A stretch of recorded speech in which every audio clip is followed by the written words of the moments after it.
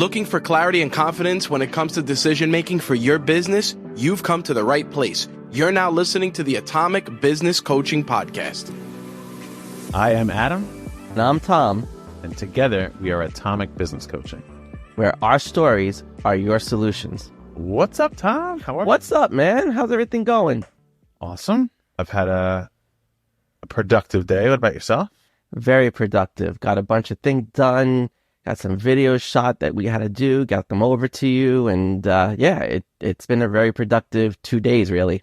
Yeah, I was very appreciative of you getting all that over. I wasn't expecting it today. So you're making my life a little easier with something. So I want to thank you very much. Forget about it. Forget about it. Oh, you know what? Let's address this because forget about it. Nobody forget about it. This guy, Tom, so if you haven't figured it out by now, take a guess. Take a guess where we're from. Are we from Texas? No. Are we from the Midwest? No. No. We're from New York. So hopefully you have noticed Tom's accent. And why do you have that accent, Tom? It's funny. My parents grew up in Manhattan. I went to school in Brooklyn. And I have like this Brooklynese kind of Long Island combination accent. But, Long Island accents are really Brooklyn and Queens accents and Manhattan accents that moved out to the island. I mean, that's what happened through the evolution of our families. They were all in the city and they all migrated to the island, and that's kind of what happened. So my dad was born in Brooklyn and my mom was born in Queens, New York. So there it is. Moved to Long Island. So yep. It's funny. But yeah, we always find it interesting when we listen back. Like, wow, Tom, that was really New York, my friend. I have to elocute a little bit better and not be so Long Island and speak with a little bit more simplicity and enunciation. See, I can do it. Forget about it, Oh, it's all good, man. All good. But the New York is better than the Long Island. Hey, I'm from Long Island. Yeah. I hear that a lot. Yeah, well, I was easily identifiable up in Schenectady, New York, where I went to college in Union. And people were like, you must be from the island. And I'm like, yes, I am. How'd you know? They said, nah. So that's fun. So you talked about college. You know what? So there's many people that are listening to this podcast, and we greatly appreciate it. It's been rapidly growing, which we're super excited about. But this may be your first time listening. So, Tom, why don't we tell them a little about who we are, what we do? Take like a minute, and then we'll get into, we're going to play a fun game today. We're going to have a different podcast. So, it's going to be fun. So go ahead. Why don't you, a little bit about who you are? And all right. So real quick, I am a physician assistant by training. I've been in the healthcare administration space for the last 14 years. I have a C-suite position that I've held for a company in Manhattan. I still do that several days a week. And, one of the things, I've always been in the service of other people, and that's always been my life purpose. And several years ago, I became a life coach because I wanted to help other people to overcome their burnout and their stress and live fulfilling lives. But I've had so much great experience that has brought us together, right? There's so many things that I've gotten to do. And in my administrative role, I've done mostly operations. I was the VP of operations for one of the largest group practices in New York State and had the Brooklyn and Queens region with 16 offices, 700 people in my portfolio, and over a $200 million budget that I was overseeing. And that experience taught me so much and the importance of building relationships with people. And that's kind of what we've brought into the business, is building that relationship with other people, networking, and how to really run a business. So using all those skills from my experience has been really awesome. Yeah. And for me, at 16 years old, I knew exactly what I wanted to do. And I was lucky enough, I went to New Hyde Park High School in New York, Long Island, New York. Mm-hmm. And they had a program, it's only one of 4 in all of New York State, called the Academy of Finance. Mm-hmm. And so I took courses from Hofstra University in high school. So I took 2 years of college in high school, which was incredible. And I knew at that moment I wanted to be in finance. And I have been in finance for the last 23 years. I started in banking.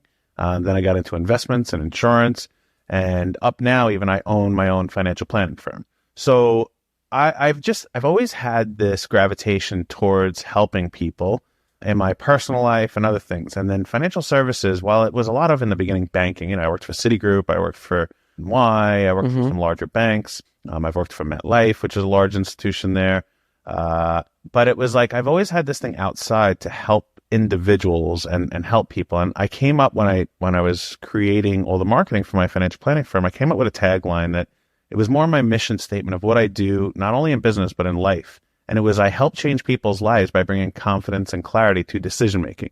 And that's kind of been my North Star for everything that I do in life. And that's really how it adapted into Atomic Business Coaching. It's the same thing, except with the additive of Tom and his area of expertise on the mindset and how you deal with your emotions and how you take action on things. So that's a little bit of my background. And obviously I've said this before, but I've done a lot with small businesses. I've been the president of a chamber of commerce. I am on the Small Business Advisory Council for United States Congress. And then I do a variety of other things where I sit on boards.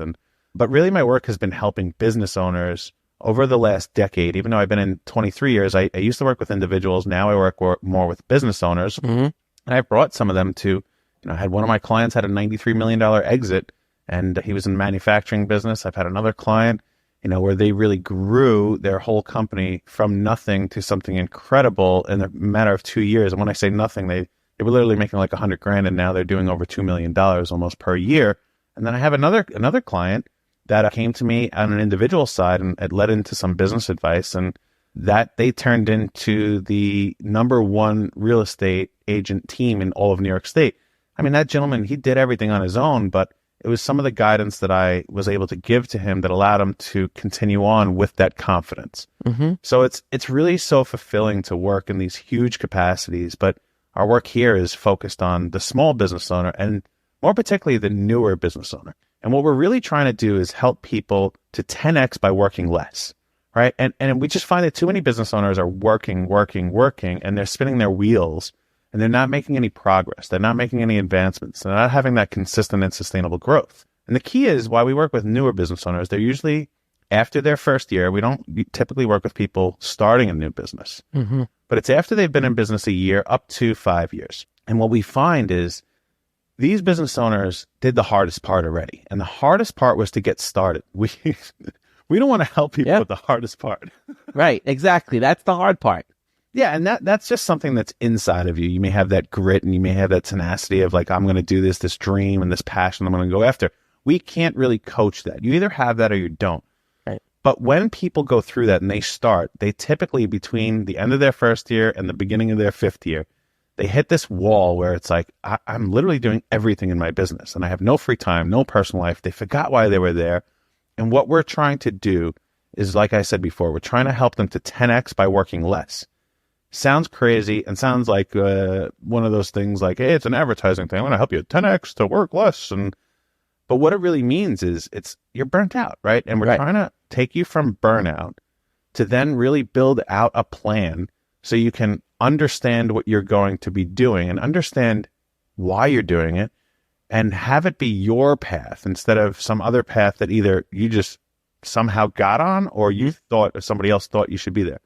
And then the way that we help you to work less is by building out delegation tactics on a team. So that leads us into what we're going to do today with our little game. You want to tell them about our game, Tom? Sure. So like Adam just mentioned, we're very intentional about helping people from burnout to building a plan to delegating. And so a lot of what we've been working on is our own content strategy around how we present that to our audience. And you being our audience, we want to make sure you understand what our intention is behind the content that we're providing. And really, it's a lot of what we talk about in our sessions with our clients as part of the journey. And so today, what we're going to do is we're going to there's 4 subtopics in each of those 3 main broader pillars of what we're talking about. And we're going to pick a number from 1 to 4. And Adam and I are going to do a little round robin on it. And I'm going to, he's going to explain one thing and I'm going to explain something else. And the goal is for you to just get a sense of what we're trying to convey in that pillar. So the burnout pillar, the building a plan pillar, or the delegate pillar. And that's really what today's exercise and fun game is going to be about. Perfect. So we like living and not scripting and doing anything. So we're going to mess with each other a little bit here. So if the train goes off the tracks, bear with us. But, exactly. It's what makes it fun, right? Because we're here to have fun. Business should be fun. These are things that should be fun. And this is where we want to convey that, when you come in this stressed out state of mind, it's because you're not having any fun. Yeah. And that's the key, is to have some fun. Exactly. Yeah. And I spoke to someone recently about it. We were just in a DM on Instagram, and he was asking me, do I subscribe to a particular philosophy that he did? And it was about working and having fun and all these other things. And I'm like, listen, the day that it's no longer fun is the day you should start looking for something else, right? Because, and now I'm not saying, people say, do what you love and you'll never work a day in your life. That's a nice thing to say, but you might not love it, but it can be fun, right? The hard, difficult tasks can be fun. You can make it fun. It sucks. It's painful. It's everything else, but you can make it fun. So, all right. So let's mess with each other a little bit here. Okay. Who wants to go first? All right, I'll go first. All right. So, all right. So what you're going to do is our 3 pillars. We're going to pick. It's either burnout, business plan, or delegate. Which one would you like to talk about? I'm going to go with burnout. Okay. So under burnout, we have 4 different topics that we discuss, and I'm going to switch up the numbers of these so you don't know. I'm really doing this so you don't know. So, okay. He's okay. All right, I'll take burnout for 400, please. That's funny. All right. So burnout, pick a number from 1 to 4. All right. 3. 3. Okay. So 3 is self-care. All right. Awesome. So basically, we didn't explain what we're going to do. Yeah. The idea of the game is now Tom's just going to kind of talk a little bit about how self-care relates to burnout and what that is and how we work with our clients. Absolutely. So, the key, the thing that we observe for people who are experiencing burnout is they really want these things. And there's things that you want. You want time for yourself, time for your family, time for your business, and time for all the other things. And the key is that you have to start with time for yourself. You have to start reducing your stress so that by doing that, you are doing something to take care of yourself. So a self-care activity like meditating or walking or sitting in your car, listening to music, or just being somewhere that you find to be refreshing is all the self-care you have to do. You can watch television. You can watch that brainless comedy show or that thing that really makes you laugh, because that's an important part of the healing from your stress, right? Is doing something that refreshes you and is going to get your body healing. And there's no better way to heal your body and start taking care of yourself than to start laughing. So do a fun activity. Do something. It doesn't have to be the meditation and the serious thing. If you like to do that, that's great. Meditation is a wonderful exercise. We do it. Adam and I do it all the time. But really find something fun for yourself to do. Go and just be funny. Do something funny, out of character. Go to a comedy show. Go watch some comedies. And, all these streaming systems have awesome comedy shows. But just put yourself in a place so that you could start to laugh. Because that is really the best way to start your self-care journey of healing. Because you get those good energy, that good vibe going. And that's what it's really all about. I like it, man. I haven't heard you say that before. That's it's an interesting way to look at it, because so much coaching is very technical. I'm like, go meditate and go exercise and go. Now we subscribe to all those things, but I like adding this new aspect of it of laugh. Yeah. It's a good way to think of it. I know you did something recently about music, like listen to music in your car. Yeah. But I like this laughter one. It is one of the things my wife and I love to do is we go see comedians. And it's usually like our favorite thing to do. And it's because like you're with a whole crowd and you're laughing, and it is a true stress reliever. Yeah. Did I ever tell you what I did for my wife's 40th birthday? No. So I rented out the back room of Governor's in Levittown. So Governor's Comic Club is a very big comic club on Long Island. I rented out the back room. We had a private show, and I hired 3 comedians. And the whole theme of the night, because we're huge Mrs. Maisel fans on Amazon, right? So I literally had the marvelous Mrs. Marino. That was the theme of her party. And we had the whole comedy show. It was awesome. It was the greatest thing. I mean, we had so much fun. Our friends had a ton of fun. It was such a different and innovative thing to do for a party and to use that theme. And I just played off of everything. And it was awesome because it was a surprise party for her. So she had no idea what was going to happen. And she just had the best time. And we love doing that too. We should all go to a comedy show together. That would be a lot of fun. That would be fun. That's a good idea, man. Let's do that. It's a good idea to do that together. But yeah, what a really fun way to have a party. I like it. Yeah, exactly. So All right, round two. So now I'm up. All right. So business plan or delegate? I'll go with business plan. All right. Fantastic. All right. Let's see. Pick a number from 1 to 4. 1, because 1 is the best. Okay. So let's talk about goals and deadlines. Goals and deadlines. Mhm. Okay.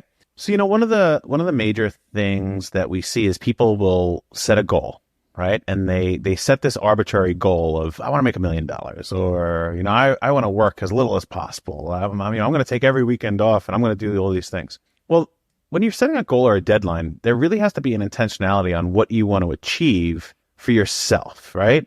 It's what you want to achieve. And by yourself, I mean you personally, your family, or where you want that business to go one day. If you pick these arbitrary goals, that's just like, I want to make $1 million, there's no meaning in it. And when you're setting a goal, what we found is there's, people say shoot for the stars and worst case scenario, you land on the moon. Well, that's a nice thing, cliche to say. But what does it really mean to you? That means nothing, right? Shoot for the stars, land on the moon, make $1 million. It really doesn't mean anything. If you set a goal that has an outcome that is meaningful to you, you will have more discipline to do it, because discipline comes from a passion and a desire to do something. So these goals, of course, they need to be in a business world profitable and growing and everything else, but they have to have a purpose. Now, not only for you, they have to have meaning and a purpose for your entire team. So if your team is not on board with what this meaning of the goal is, they are going to look at it the same way as just saying, shoot for the stars and land on the moon. So that's one of the biggest misconceptions I think people have with the goal, is just randomly picking it out of thin air. Right. And that's a great point. When you randomly pick it out of thin air and it's vague and it's not specific enough, it becomes this very difficult thing to achieve, right? So the more specific that goal, the more planned out, the more mapped out, the phases, the milestones, all those things, the more likely you are to achieve that. And that's really, one of the things that I have done and we've done in all of our coaching experiences, be very specific about those goals, because when you're not specific, you don't always have the motivation because it's not specific enough. You procrastinate on it because it's not specific enough, and you avoid it because it's not specific enough. And that's really the care. It's part of creating that clear vision. When we talk about clarity and creating the clear vision for our businesses and for our lives, the clearer that we can make that look, the more detail we can add to it. Like even just like a day in the life of it. What do you look like? What are you wearing? How do you feel? What are you doing? The more clear that becomes, the more of a reality now you're creating for yourself, and you're able to see it differently, and you're more motivated to achieve it at that point. Yeah, exactly. So let me give you an example then. Yeah. So I had a client, and when we were going through the goal section, they said, I would like to own an island. And they were joking, but they were serious. Mm-hmm. And I said, okay, well, what's the reason you want to own this island? Like, what's the purpose of it? And he's like, well, number one, I think owning an island would be cool. Can't disagree. If you owned an island, it's pretty damn cool. Pretty cool. Yeah. Secondarily is he said, I need an escape. I need an escape from what I am doing each and every day. And I want to know that I can go to this place. And it would be really nice to have an island like Richard Branson or something else. Now, This person, when they came, they were not going to have the capacity to do that. With what they were doing, they had no capacity to buy an island. And they knew that too. So it was this unachievable goal. But it was, in their mind, like something to go on a vision board, right? Anybody, if you have watched that movie, The Secret, or read the book, The Secret, it's like, have a vision board. Right. And again, that's too vague. So I said, hey, let's get really specific. Do you really want to do this? And he's like, yes, I really want to do it. But even me, I'm kind of like, it's impossible. Islands are so much money. So we did a little bit of research, and we found that you can buy tiny little islands. And this was some years ago in the Bahamas. At that time, it was $800,000. Okay. Not bad. It's a tiny little nothing. There's nothing. Yeah. There's no electric. There's no this. There's no that. But he was like, holy cow, I can actually own an island. And everything about him lit up. Like, he's like, wow, I can really do this. So it was achievable, but it was meaningful. Right? And it wasn't like he could do that tomorrow. To buy that, and then the extra expense, I'm sure, to build a shack on there and run the electric and put a dock to get your boat, whatever it was probably, a few $1 million. But the moment it was like reality and meaningful, it changed why he was now going to set his business goals. So as we were going through setting these business goals, he now kept thinking about the island and thinking about, well, that's a possibility. I could really do that if I achieve the goal. Correct. And that's a type of way, if you are in your life trying to set a goal, look at some of those things that you want to do in maybe your personal life or for your spouse or something you want to set for your kids. And then every single day when you're going through and working and being disciplined and having that grit and consistency to go through and achieve that goal every day, you'll look up and you'll be able to move forward, because there's plenty of days it's going to suck. Right. But you'll be able to move forward because it has meaning behind it. So I hope that example at least gives some ideas of how any of you listening or watching can kind of do this on your own. You know, it's such a great story, because the energy that he felt in realizing that he could have that motivating energy, it fuels him in a very, very different way. And that's part of why when we tell people, create a vision for your life and what it looks like and live as if you've already accomplished it, it gives you a whole different sense of motivation. And it gives you, you can actually experience that feeling. And that feeling is what should be the motivator to getting there, is that feeling of how are things going to be when you reach that milestone and when you get to that point, and embrace that and use that to get to that and achieve it. You know, that's really that's really awesome. Did he ever buy the island? Well, that's the whole thing, is he's still working towards it, right? It's beautiful. Right. Right. But I'm not joking. We did an annual review last week, and now we're building it. He's getting married now, which was one of his goals, which is amazing. and in his goals are this way to buy an island. And his fiance is like, what? What? You going to do that? And am I marrying? What? But without skipping a beat, he's like, yeah, we're going to buy an island. It wasn't, so it was no longer a question. Right. But it was like, no, this is what we're doing. So he has this intention and this meaning behind it that now it's a part of him. And there's a great thing that I use all the time. It's called identity process outcome. And if you identify as a certain person, a certain thing, and he identifies with being a island owner, well, what's the process to do that? He's got to do the work to get there. What's the outcome if he does all the work? He owns the island. Correct. So there's no more thinking for him.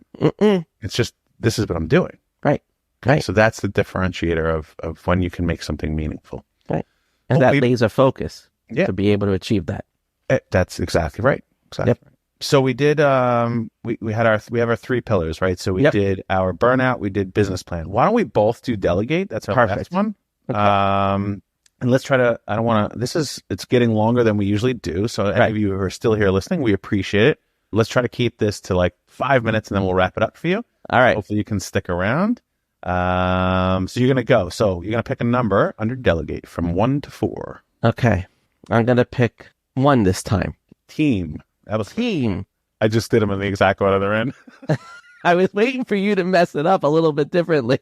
Well, but that's exactly what I thought. You thought I was going to mess you up. So I'm like, let me do the original so you can mess yourself up. All right. Perfect. So let's do team. All right.